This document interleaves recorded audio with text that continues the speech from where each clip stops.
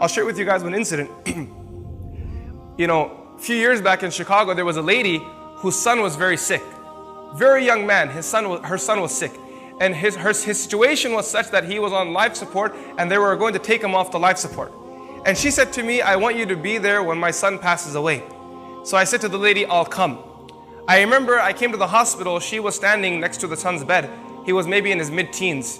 And her husband was sitting next to me, he was on a wheelchair. And she told the doctor, go ahead, take him off the life support, and they moved the machinery from him. And he was lying there, and Allahu Akbar, seeing a mother holding her child's hand as her child was dying was something too hard to see with your eyes. It was just too hard. But I was sitting there watching because she asked me for support. But it was so difficult for me to sit there that I started looking down and tears started flowing from my eyes. And this lady was holding her son's hand and just biting her lip and just saying to her son, she kept saying in a soft tone, everything will be okay, everything will be okay. And she knows that his pulse is cutting down. She can feel it. She's holding his hand. And then she says to the doctor, when the final moments come, let me know. The doctor said to her, these are the final moments now.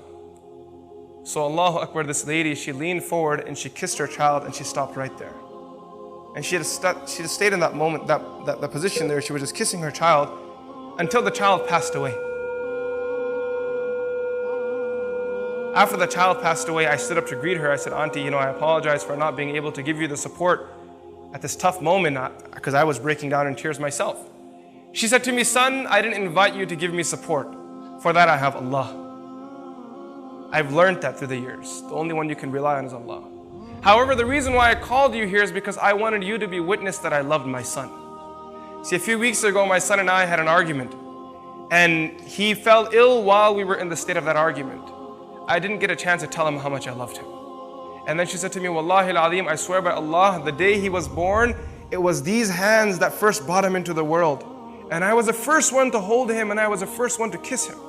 And today when he left the world, I wanted you to be witness that I was the last one to hold him and I was also the last one to kiss him. See, sometimes you forget about your connection, the heat of the moment, you get distracted. But can you ever break the relationship of a mother and a child? I mean, this mother is kissing her child after the child is dead. He's gone. He's left the dunya.